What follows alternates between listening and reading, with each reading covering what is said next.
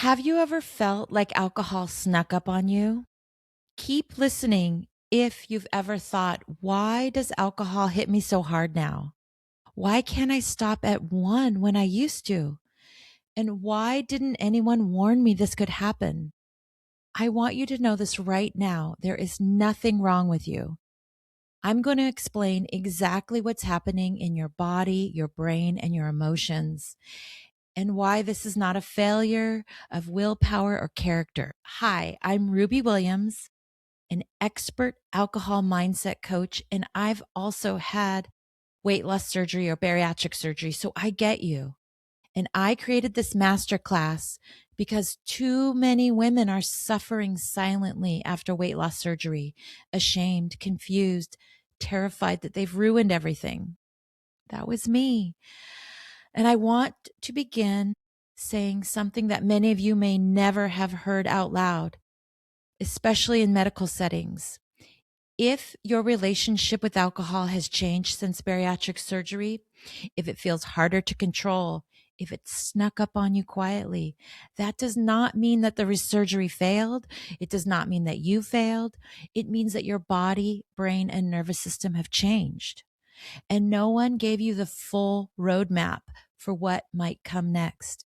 Today, I want to give you that roadmap, not from a place of fear, not from a place of shame, but from understanding science and deep compassion. So, why this conversation matters. Bariatric surgery is one of the most effective medical interventions for weight loss that we have, and it saves lives. It improves metabolic health. It gives people a second chance.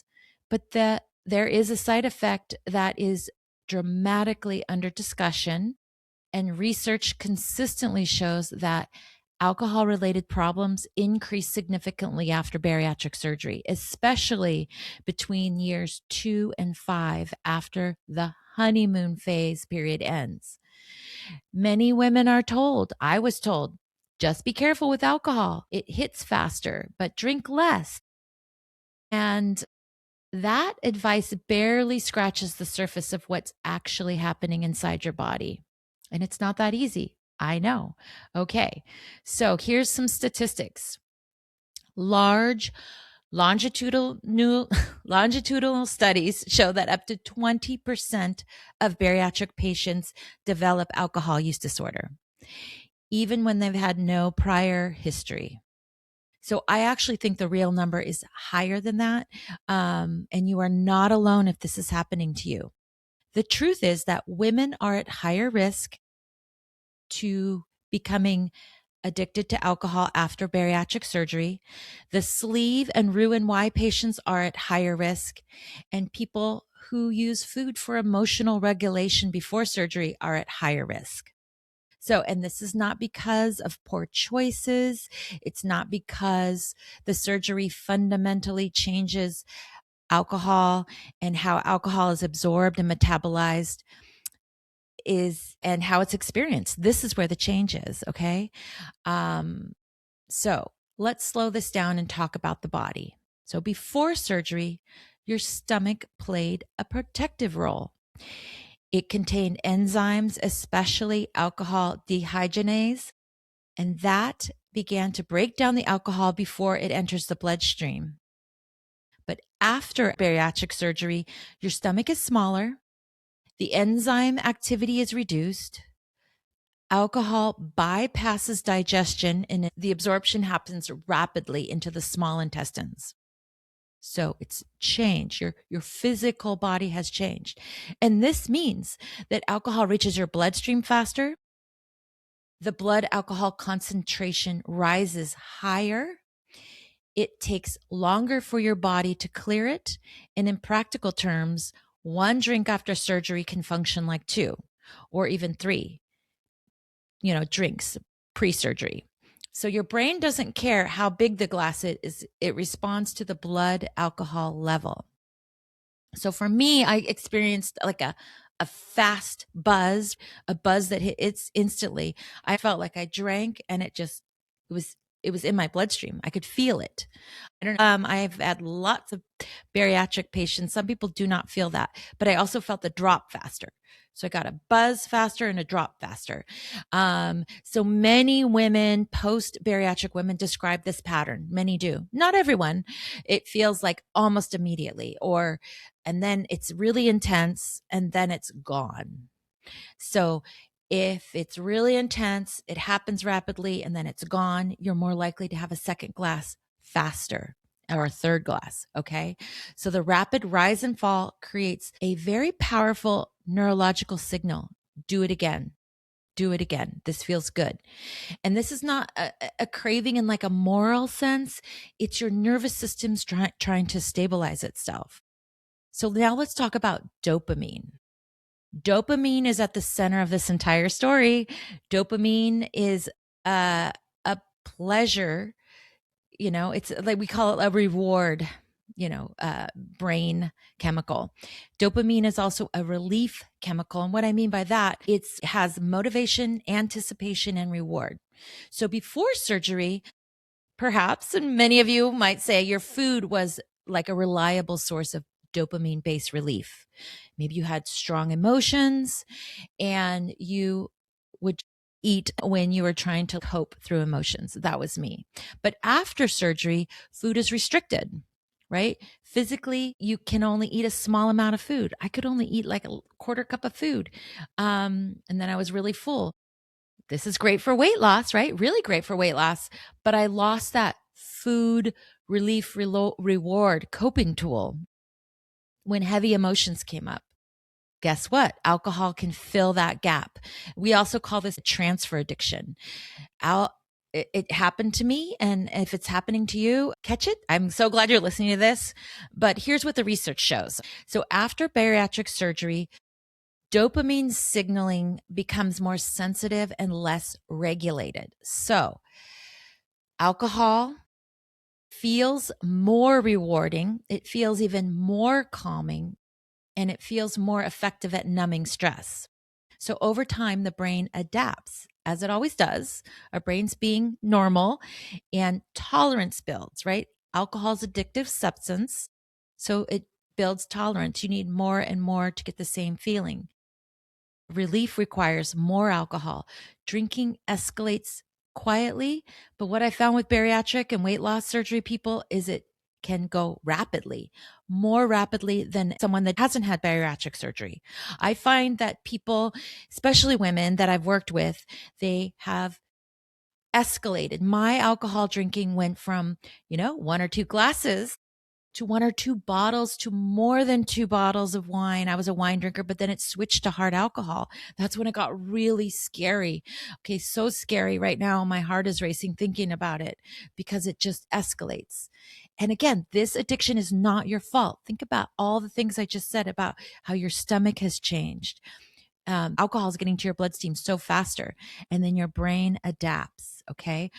So I really like this visual for you. It's a pitcher plant metaphor. So food and alcohol both work on the same reward pathways in the brain. Addiction doesn't happen because you're weak. It happens because alcohol is addictive, and some bodies just slide faster than others. Bariatric surgery doesn't cause addiction. It removes your original coping tool without healing the wounds or emotions underneath. Okay. So again, this pitcher plant. Okay. A pitcher plant is a carnivorous plant. It eats bugs. Think of, do you know Audrey 2 from the Little Shop of Horrors? Feed me Seymour. So this plant looks harmless. It's got this bell-shaped thing, and then it closes that. So it looks harmless on the outside like a plant, but it has this sweet nectar inside. And we're thinking like the sweet nectar is this alcohol, okay? But here, an insect will land on the top of the pitcher plant and it tastes the sweet nectar. And then it slips down the side because the side is slippery. It's a slope, just little by little.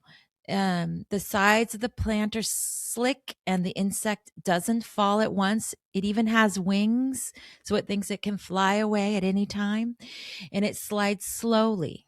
So think of that. It's slowly, step by step, and then it's trapped and it can't get out.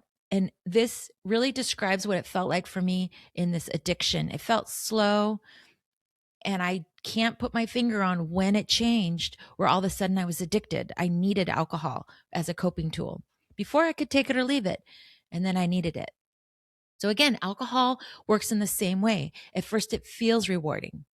There's relief, relaxation, maybe connection, and your brain releases the dopamine.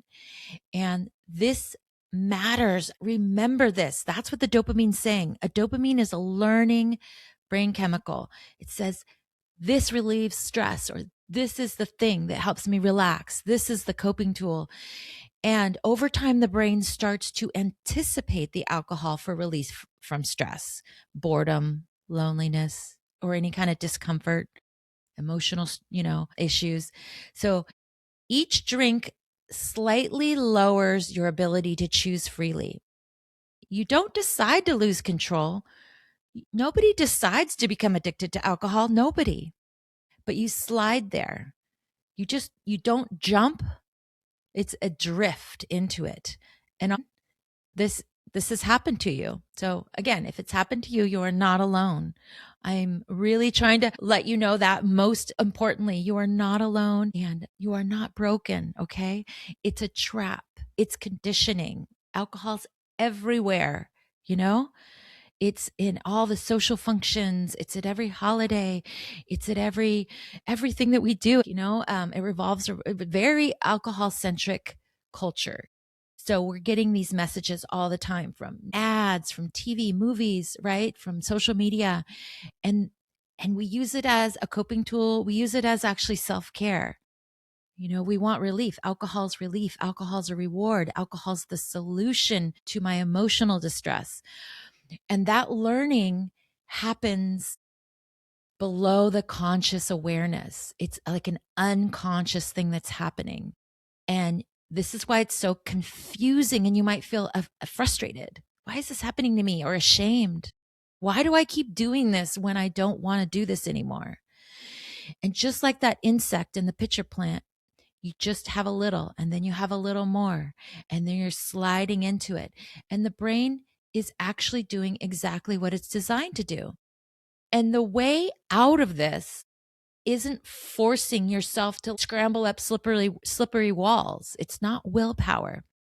The way out is waking up. So hopefully this video is waking up to the problem, if you are there. And once you see it, that spell can break, and then you can start working on it with awareness and choice. And I say, get a coach, because I love coaching. All right. So let's talk honestly now. Okay. This is where we need to talk about our emotions. Okay. So for many women who pursue bariatric surgery have spent a lifetime using food to comfort, maybe for safety, for grounding, for relief. All right. Now, surgery removes the food and you lose weight and you get healthier. In one sense, a lot of weight. Maybe you were diabetic or pre-diabetic. I was pre-diabetic. I had sleep apnea. Like my surgery, I lost 120 pounds. Amazing. I felt amazing. But the surgery didn't remove my emotional need to cope with stress, with trauma. I have childhood trauma. I come from a family of divorced parents. Then I got a divorce. I had a home foreclosure. I gained that 120 pounds quite quickly. I'll share a little bit more about my story. Like I gained 120 pounds after a home foreclosure. I had a child custody battle with my ex-husband that was really fraught.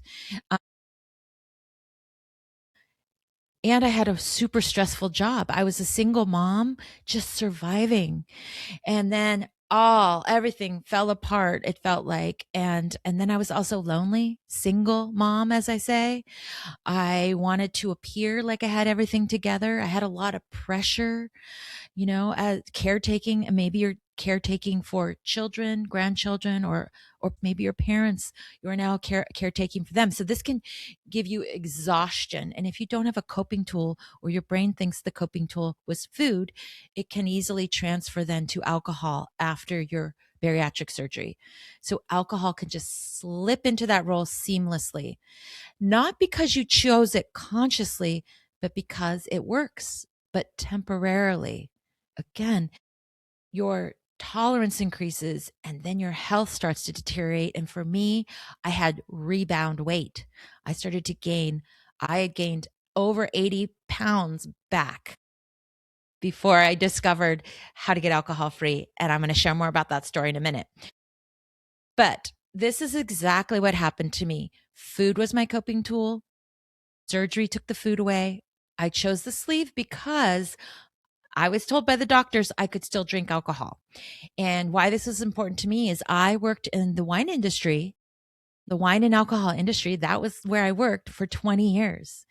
And drinking alcohol was normalized. I don't think I was fully addicted before the surgery, but I was drinking more than I should have. I was probably drinking at least 2 to 3 glasses most nights, even before the surgery. But I lied to doctors. I didn't tell them I was drinking that much. But because this was a big part of my job and it was so normalized, we all drink alcohol. I needed it for my job. I just minimized it. And I lied to myself, like I said, the doctors, about how much I was drinking before the surgery. And slowly, alcohol became the solution to everything food used to solve until it wasn't. So if you're nodding along right now, and please hear this clearly, I can't say this enough. You are not broken. This was just a pattern, okay? From coping with food to then coping with alcohol. Again, you are not broken. Your brain is fine and there is a way to fix it. Okay.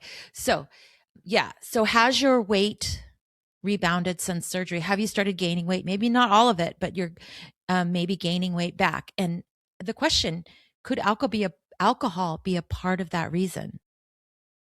I knew it was a part of my reason. I would eat more after drinking alcohol. I would even eat more frequent meals because everything felt unstable. Everything. I would eat frequent meals. I would also eat the meals and foods that I told myself I would not. I would maybe stop at fast food restaurants that I normally wouldn't touch. And here's the thing. Not only when you're drinking alcohol was I eating more, but just by drinking, I started drinking daily, right? Alcohol disrupt blood sugar regulation. I had sugar cravings. I had lots of cravings, hunger. Also, alcohol disrupts the hunger and fullness hormones. So I was hungry again all the time. I was just so upset. Why is this happening to me? It felt like a double whammy. Food addiction and then now alcohol addiction. And then the food addiction was coming back.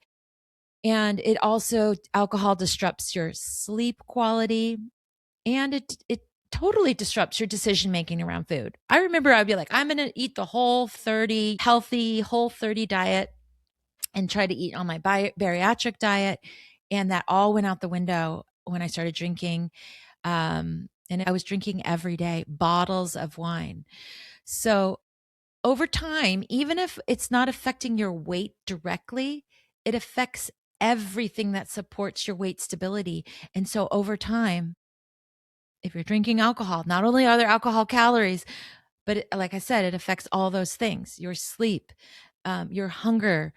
And this isn't about blame. Okay.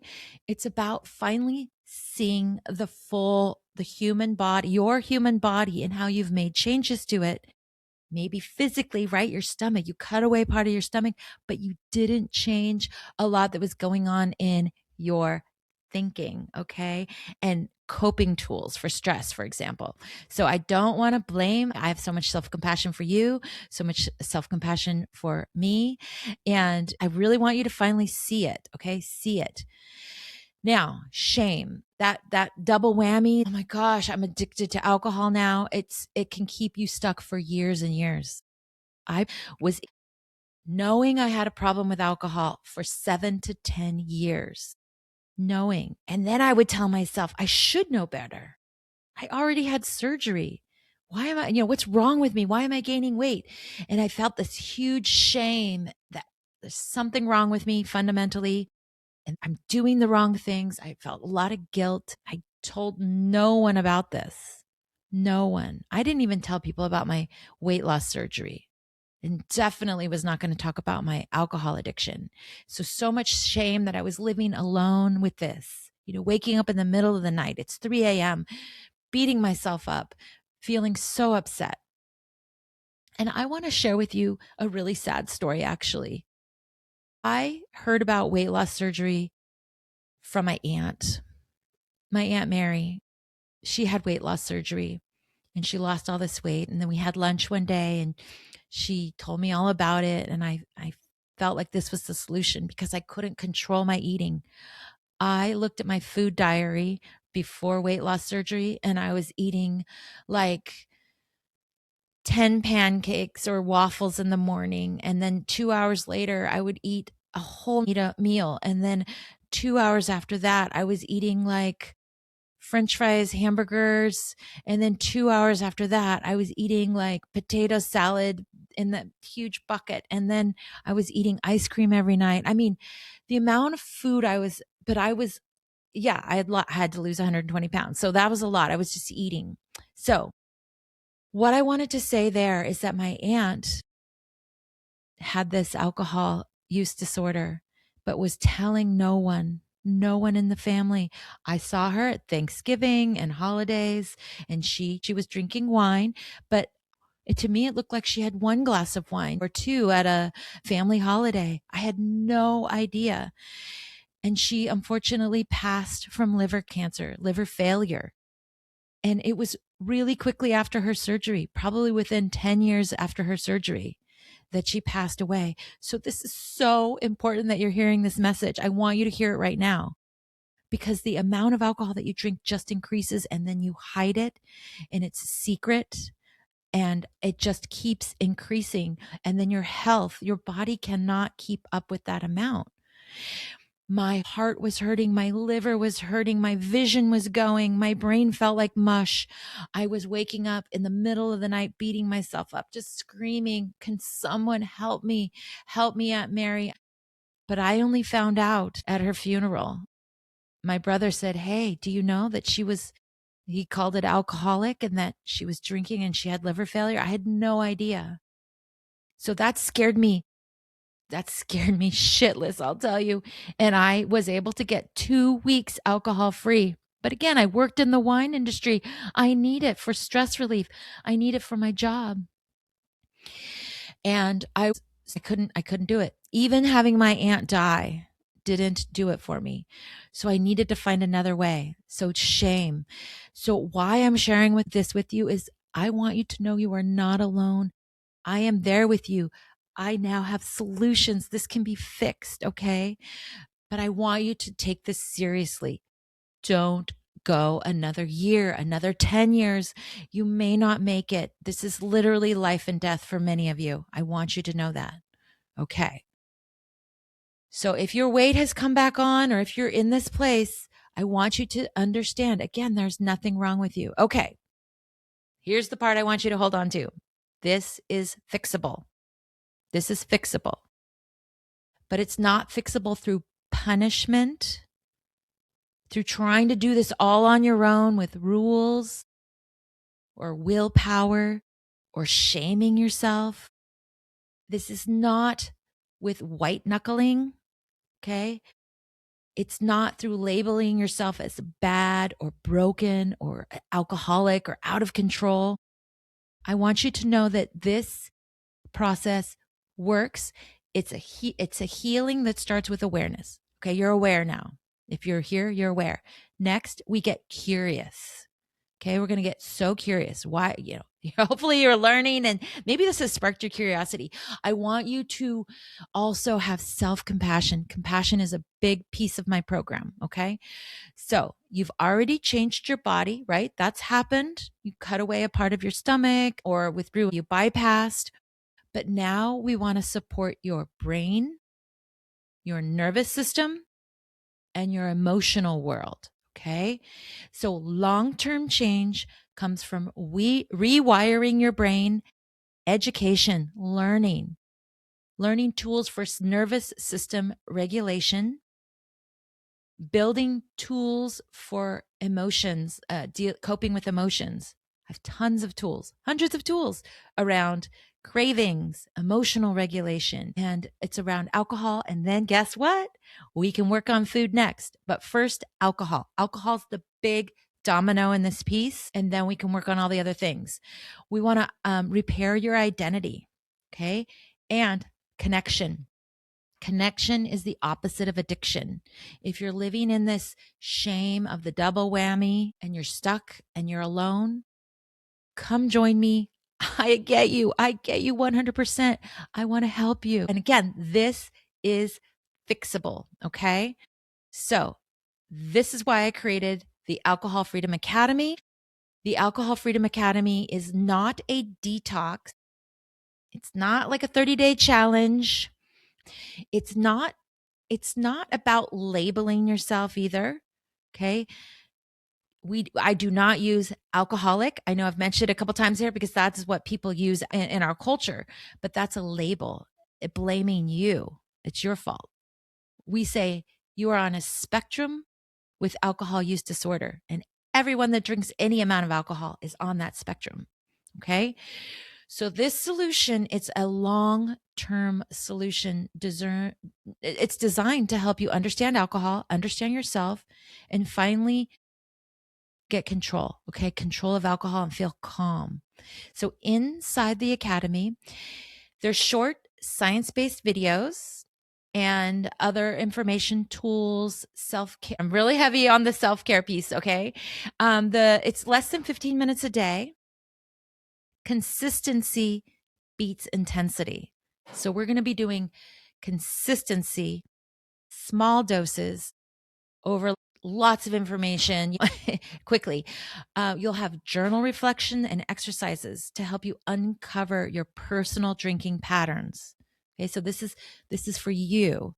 Everybody has similar stories and similar things that happen, but you're going to get to address your personal drinking patterns and I have tools to rewire your brain. There's weekly coaching calls with yours truly. I have coached hundreds and thousands of people, okay? Thousands around alcohol and around food. Okay, this is my specialty. And this is where we get to really address and dig deeper and shine a light on what patterns you're coming up with and get accountability and support and motivation to keep you going in this journey. I call it a journey. So it's also a private, non-judgmental community of women who truly understand what you're going through, this alcohol addiction. Okay. And there's all kinds of resources with emotional regulation, stress relief, cravings tools, tons and tons and tons of information, meditations, and then also, again, self-care strategies. Self-care, we got to start prioritizing ourselves, okay? Instead of people pleasing. Talk a lot about people pleasing. Okay, so again, lots of tactical tools, strategies. I call it cravings toolbox. And most importantly, hope. I give every single one of my clients and everybody hope. I feel like hope is a superpower. There is so much hope. I have successfully, I gained 120 pounds because of life issues, had bariatric surgery, got addicted to alcohol, gained 80 pounds back. I was able to lose all of that weight again after I got alcohol free. So first alcohol, second, we can address all the other issues. Okay. So hope that you lose the weight, that you feel good in your body, that you have other tools to move through stress. Life is so much better on the other side of alcohol. And when you lose the weight again, there's just so much hope. So you don't have to start over again. I hope that you can finally feel like confident, free in your brain, in your body. You just trust yourself again. Okay. So before we wrap up, I just want to slow this moment down for a second. And if anything you've heard today has felt familiar, if you found yourself nodding, that's me too, or quietly saying, oh, wow, that explains so much.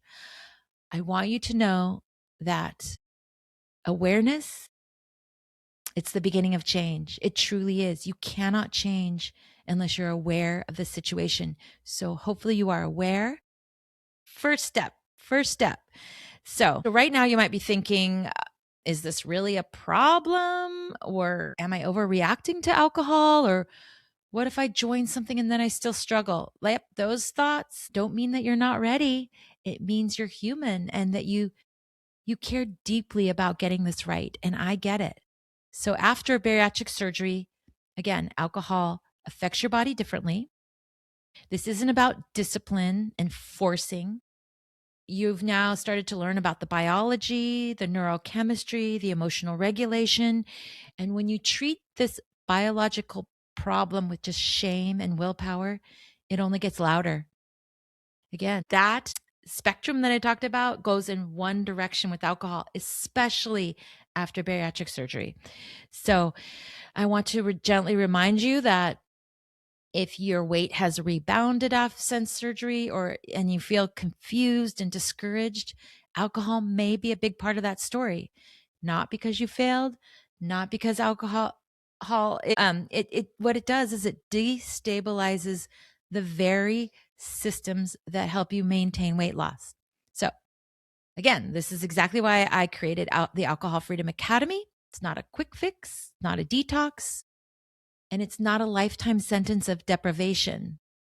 When you have freedom from alcohol and freedom from the food noise, that it's about mindset.